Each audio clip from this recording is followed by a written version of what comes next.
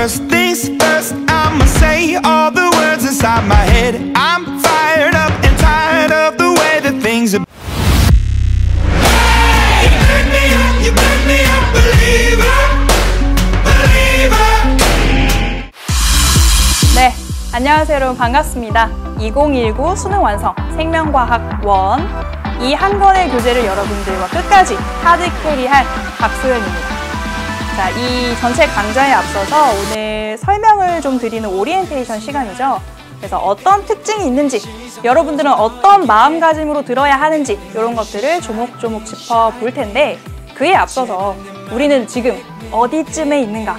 그래서 수능 준비 단계의 한 그 흐름을 보여드리도록 할게요. 그래서 일단은 여러분들 선생님이 기대하기로는 수능 개념이나 수능 특강을 통해서 이미 개념을 완벽하게 한 번 정도는 정리를 했겠거니 했어야 되죠. 지금 정도의 시점이라면 그렇게 생각을 하고요. 그 다음에는 아마 수능 특강이라는 연계 교재부터 시작해서 문제풀이를 조금 구체적으로 더 중점적으로 해 나가고 있는 그런 시점일 거예요. 그래서 기출문제라던가 아니면 뭐 7대 함정 교재라던가 그런 것들을 이용하고 있을 거고, 우리 수능 특강에서 배웠던 수많은 개념들 중에 뭐가 더 중요한 거야? 이런 것들이 좀 혼란스럽다면 이 수특 서머리 강의가 있었어요. 그것도 선생님이 진행을 했었는데 딱 10강에 압축을 해가지고 어떤 것들이 중요 개념인가 정리를 한번 쫙 해드렸습니다. 그래서 그거를 통해서 한번 더 정리를 하는 것도 좋은 그 방법일 것 같아요. 자, 그 다음에 우리는 지금 수능 완성으로 온 거죠. 그래서 수능 완성에도 물론 개념 정리가 간단하게 되어 있지만 우리는 이 문제풀이, 그 다음에 실전 모의고사 요거를 완벽하게 좀 활용을 해보려고 아예 씹어 먹어보자, 이런 그 각오로 선생님이 준비를 좀 하고 있습니다. 그래서 지금 그 단계에 와 있고, 그 다음 단계 이제 얼마 안 남았어요. 그래서 파이널 실전 모의고사 정도, 물론 이제 다른 특강들이 있을 수 있지만 구체적으로 우리가 그 예정되어 있는 건 요 정도. 그러고 나면 수능입니다. 11월이죠. 근데 생각보다 시간은 많이 남았어요. 한 5개월 정도가 남아있기 때문에 그 시간을 어떻게 활용할 수 있을까? 이 수능 완성을 통해서 한번 채워보도록 하겠습니다. 자, 일단 이 수능 완성이라는 강의의 구성은 전체 25강으로, 선생님이 고민했어요. 몇 강으로 구성하는 게 좋을까? 문항수가 적지 않은데 또 너무 많아지면 여러분들이 부담스럽기 때문에 이렇게 한번 구성을 해봤어요. 그래서 1, 2, 3, 4단원 보시면 일단 1단원, 4단원 굉장히 짧게 확 지나죠. 그래서 딱딱딱 중요 자료들만 한번 보는 시간 가져볼 거고, 선생님이 2단원에 굉장히 힘을 많이 줬습니다. 8강 팍팍. 그래서 이걸 어떻게 구성했는지는 뒤에서 조금 더 자세히 알려드릴 거고요. 좀 특이한 점은 실전 모의고사가 5회가 있는데 1회 다 풀고 2회 다 풀고 이렇게 가지 않고요. 1회에 2, 3단원 문제, 2회에 2, 3단원 문제, 이렇게 2, 3단원 문제만 각 회별로 5강에 걸쳐서 같이 봅니다. 그러면 1, 4단원 문제는 어떻게 해요? 그것만 한꺼번에 모아가지고 5회 분량의 1, 4단원 문제를 마지막 강 25강에서 같이 살펴볼 거예요. 그래서 혹시 실전 모의고사 풀이 해설 듣고 싶은데 어디를 봐야 될까 고민이 된다면 그렇게 참고를 하시면 됩니다. 자, 이제 구체적으로 강의의 특징을 알려드리도록 할게요. 문제 100% 개념 설명 안 하죠.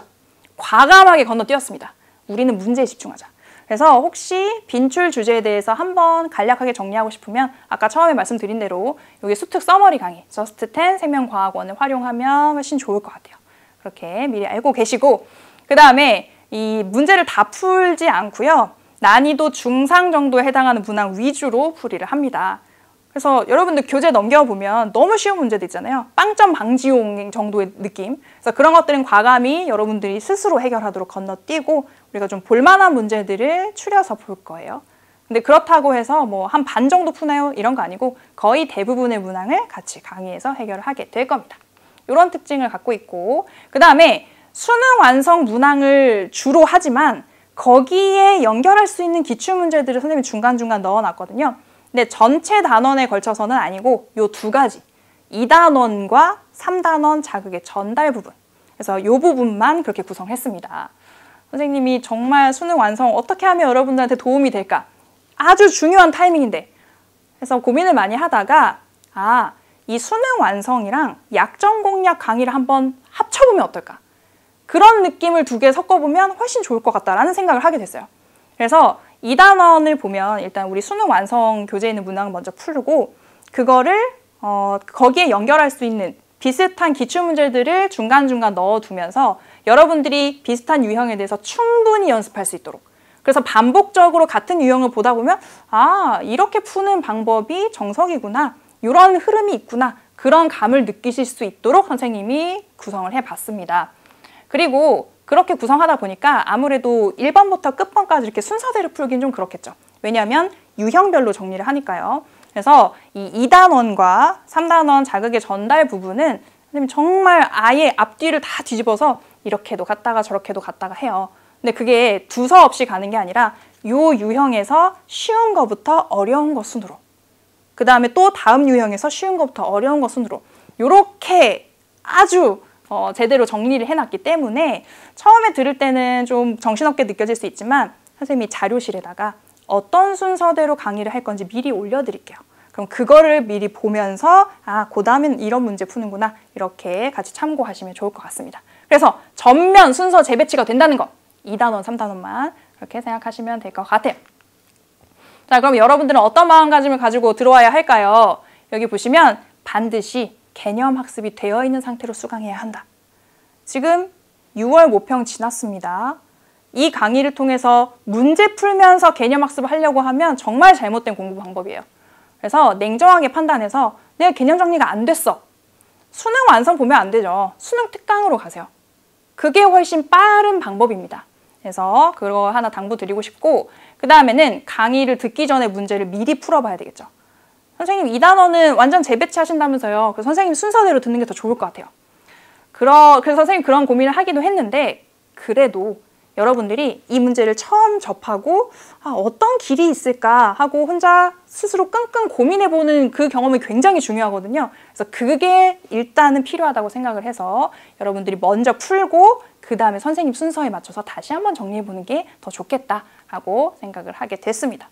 그래서 그 자료실에 기출문항 번호라든지 이런 내용도 같이 올려놓을 테니까 선생님이 풀이를 하고 나면 그거를 같이 한번 풀어보고 강의 끝나고 나서도 꼭 바로 덮지 말고 다시 한번 처음부터 풀어보세요.